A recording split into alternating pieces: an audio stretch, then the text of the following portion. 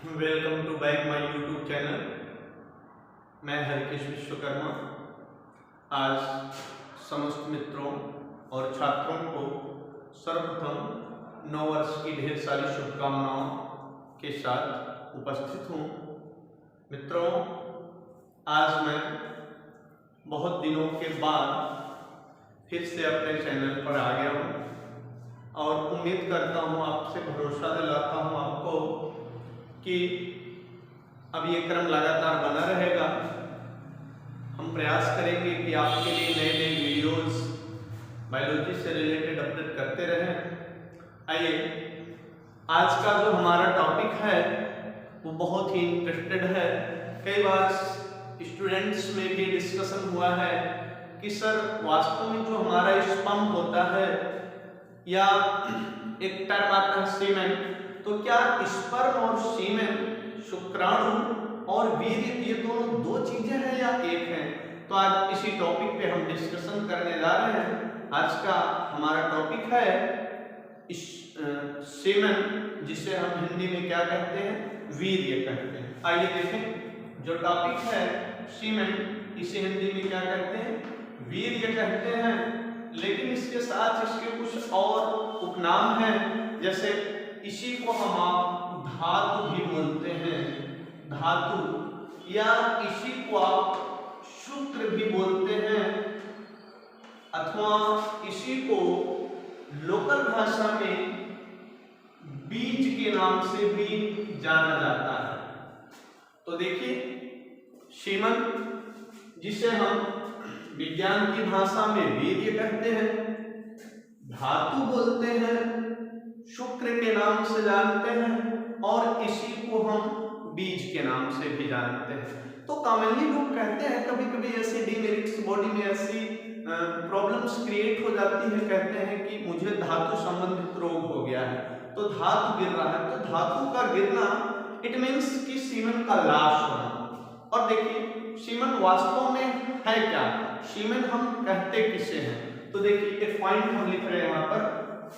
देखिए, वास्तव में जो सीमन होता है यह स्पर्म, शुक्राणु प्लस सेमिनल फ्लूइड है। इसका मतलब ध्यान दीजिएगा, स्पर्म्स प्लस सेमिनल फ्लूइड या स्पर्म्स प्लस सेमिनल प्लाज्मा। तो शुक्राणु और सेमिनल प्लाज्मा दोनों का जो मिश्रण है, दोनों का जो कंपोजिशन है, उसी को हम बोलते हैं सीमेन या वीर्य कहते हैं। अर्थात आप ऐसा समझ सकते हैं, जैसे दही जानते हैं, कर्ड दही, दही है, उसको पूरा मान लीजिए सीमन है, और उस दही के अंदर पाए जाते हैं बैक्टीरिया, लैक्टोबैसिलस बैक्टीरिया पाए जाते हैं। तो उन बैक्टीरिया को आप मान लीजिए कि वो स्पर्म्स हैं। तो जैसे छोटे से दही के अमाउंट में करोड़ों मिलियंस बैक्टीरिया पाए जाते हैं, ठीक उसी प्रकार से हमारे सीमेन के अंदर करोड़ों मिलियंस की मात्रा में, अप्रॉक्सीमेटली अगर बात करूं, एक इजाकुलेशन में, एक बार जब हम वीर्य का स्खलन करते हैं, वीर्य को शरीर से बाहर निकालते हैं, इजाकुलेशन होता है, तो तकरीबन उसमें 200 से 300 मिलियन स्पर्म्स रिलीज होते हैं अप्रॉक्सीमेटली। अब आप देखिए, यहाँ पर अगर कोई आपसे पूछे कि वीर्य या सीमन क्या है, तो नॉर्मली आप आंसरिंग करेंगे कि जो स्पर्म्स और सेमिनल फ्लूइड या सेमिनल प्लाज्मा के टोटल अमाउंट्स को हम बोलते हैं सीमन। लेकिन नॉर्मली अगर और डीप में जाके आप देखेंगे तो क्या कहेंगे सीमन के रेफरेंस में कि इट इज कंसिस्ट ऑफ, या बना होता है किन किन चीजों से? Seminal vesicles, prostate gland and bulbourethral gland. इसका मतलब ध्यान दीजिए, आप कह रहे हैं कि जो सीमेन हमारा है, ये सेमिनल वेसिकल्स से जो सब्सटेंस रिलीज होता है उससे, प्रोस्टेट ग्लैंड से जो लिक्विड सब्सटेंस रिलीज होता वो, और साथ में बल्बोयूरेथ्रल ग्लैंड, जिसे काउपर ग्लैंड्स भी कहते हैं, इन तीनों ग्लैंड से निकलने वाले लिक्विड सब्सटेंसेस का मिश्रण ही क्या कहलाता है? सीमेन कहलाता है, वीर्य कहलाता है। ओके, अब देखिए, अब आगे कह रहा है कि वीर्य का जो कलर होता है, वीर्य का जो रंग होता है वो व्हाइट मिल्की कलर का होता है।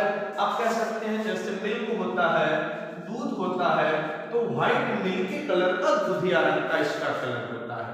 और अगर बात करें इसके पीएच वैल्यू की, तो इसका जो नेचर होता है वो एल्केलाइन होता है। एल्केलाइन मींस क्षारीय, बेसिक नेचर का होता है। तो अप्रॉक्सीमेटली जो सीमन है उसका पीएच कितना होता है, तो 7.2 से 7.4। हाँ, कुछ किताबों में वेरी भी करेगा, तो 7.4 की जगह 7.7 या 8 तक लिखा है।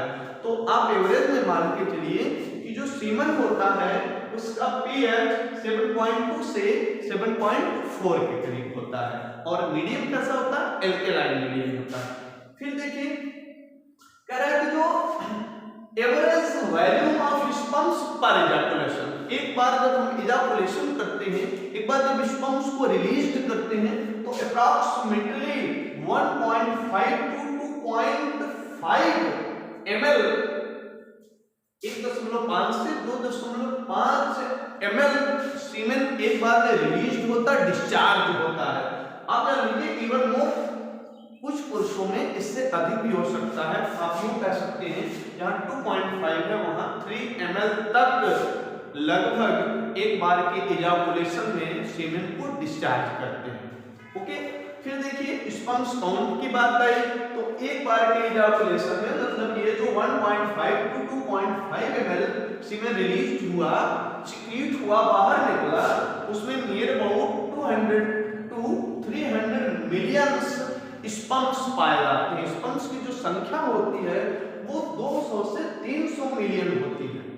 ओके, फिर देखिए आगे क्या करा कि जो स्पर्म्स होता है, जो स्पर्म्स होता है, अगर इसके लोकोमोशन की बात करें, तो जब स्पर्म्स रिलीज होता है और फीमेल की वेजाइना से होकर के एंट्री करता है ये फीमेल के अंदर, तो इसके जो मूवमेंट की गति होती है कि कितने स्पीड से अप्रॉक्सीमेटली स्पर्म मूव करता है, लोकोमोशन कैसे करता है, तो आप जानते रहिए लगभग माना जाता है 4 mm पर मिनट, मतलब कि 4 mm की दर से 1 मिनट में वो लगभग 4 mm डिस्टेंस तय कर लेता है। कौन, स्पर्म्स मूव करता है, ये इसकी स्पीड है, ये इसकी गति है।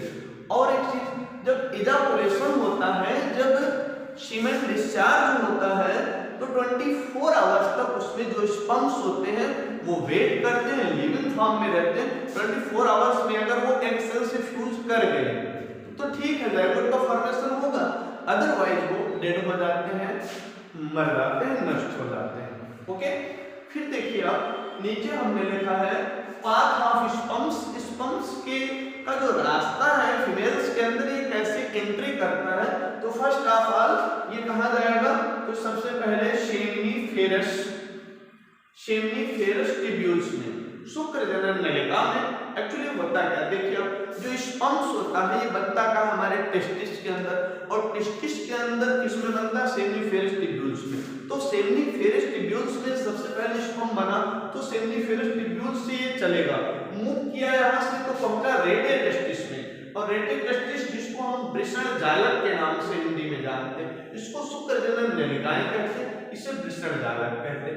रेटे टेस्टिस से होता हुआ ये जाएगा वास डिफरेंशिया में, वासा डिफरेंशिया से फिर जाएगा एपिडिडाइमिस में, एपिडिडाइमिस जिसे हम अधिवृषण कहते हैं, फिर यहाँ से आएगा वास डिफरेंस में, वास डिफरेंस से मूव करेगा इजाकुलेशन, इजाकुलेशन के बाद ये आएगा यूरेथ्रा, और यूरेथ्रा के बाद फिर आउटसाइड ऑफ द बॉडी हो जाएगा। तो ये इसके स्पर्म्स का जो पाथ है कि वो कैसे करता है, seminiferous tubules, rete testis, vasa differentia, epididymis, vas deferens, ejaculation और urethra, then outside of the body. अच्छा, अब यहाँ देखिए आप अगर हम बात करें स्पर्म्स के वास्तव में इसका जो सीमन होता है, सीमन के अंदर ही स्पर्म पाया जाता है, तो सीमन का मेन फंक्शन क्या होगा, तो सीमन का जो मेन फंक्शन है वो है, सीमन में स्पेशली क्या पाया जाता है, फ्रक्टोज पाया जाता है, इसके साथ साथ इसमें कैल्शियम्स पाए जाते हैं, और कैल्शियम के अलावा इसमें कुछ स्पेशल टाइप्स के एंजाइम्स पाए जाते हैं। तो जो हमारा सीमन होता है उसमें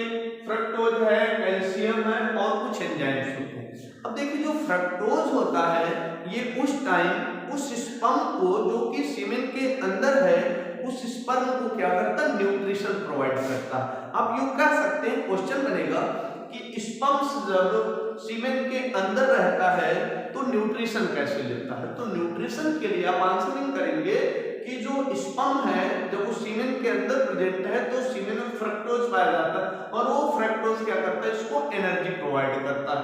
तो आंसर हो जाएगा फ्रक्टोज की उपस्थिति के कारण वो एनर्जी ले लेता है। ओके, इसके अलावा आप देखिए जो सीमन होता है स्पेशली अगर इसकी क्वांटिटी घट गई, जैसे जब रिलीज होता है सीमन तो उसमें आप देखिए 90% एक पॉइंट मैं यहाँ लिख रहा हूँ, थोड़ा सा क्लियर करिएगा, 90% इसमें सेमिनल प्लाज्मा होता है, सेमिनल प्लाज्मा होता है और 10% इसमें स्पर्म्स होते हैं। ध्यान दीजिएगा, 10% स्पर्म्स होते हैं और 90% इसका सेमिनल प्लाज्मा होता है। दूसरा पॉइंट यहाँ देखिए, इसके अलावा जो स्पर्म्स रिलीज्ड होते हैं उनमें से 60%, ये शर्त होती है फॉर फर्टिलाइजेशन निषेचन के लिए कि 60% स्पर्म्स एक डेफिनिट शेप एंड साइज के होने चाहिए, 60% स्पर्म्स एक निश्चित शेप एंड साइज के होने चाहिए और 40% स्पर्म्स वेगेरस मोटिलिटी के होने चाहिए। मतलब कि 40% ऐसे स्पर्म्स होने चाहिए जो फास्ट मूवमेंट करे, तीव्र गति से वो मूवमेंट कर सके, जिससे कि आसानी से फैलोपियन ट्यूब में पहुंच करके वो एक सेल से फ्यूजन कर सके, फर्टिलाइजेशन कर सके और रिजल्ट हो जाएगा फॉर्मेशन ऑफ ज़ाइगोट।